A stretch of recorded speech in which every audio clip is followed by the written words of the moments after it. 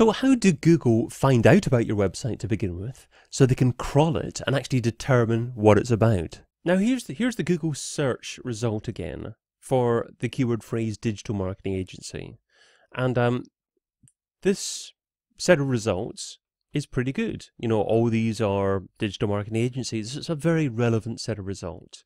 So one of the ways that these agencies have gone about getting their websites to appear on the first page of Google for this particular keyword phrase is by hanging out in the same kind of neighborhood, by making Google aware of the fact that they're all fairly related and relevant to that keyword phrase. So how can we see this? Well, let's have a look at another tool called TouchGraph. Now this is the TouchGraph tool, just available on touchgraph.com online for free. And if you have a look at this, if I've searched digital marketing agency on TouchGraph, and I'll click a few of these results that are of sites that appear highly for this keyword phrase and see what turns up. Just takes a moment or two to load.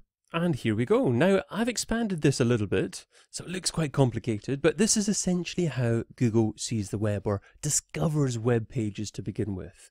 So yeah, if you have a look at these results, if I hover over them and just move about, you can actually see which web pages Google thinks are related to each other, or indeed touchgraph.com thinks are related to each other. But Google works in a very similar kind of way, and these results obviously come from Google's search results as well.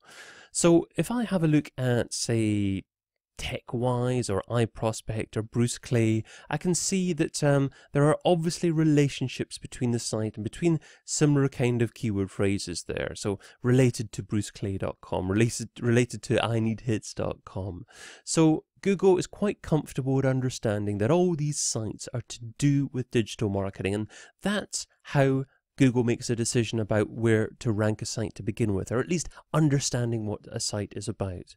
So if you've got a few links pointing to your site, hopefully they're from fairly relevant websites within your niche, and then Google can start to make an educated guess as to what your website is about. And of course, the more links and mentions that your brand gets online, the more comfortable that Google is that your site is definitely about that particular genre online, and then they're more likely to be able to rank it highly. So that's one thing within Google's algorithm to think about.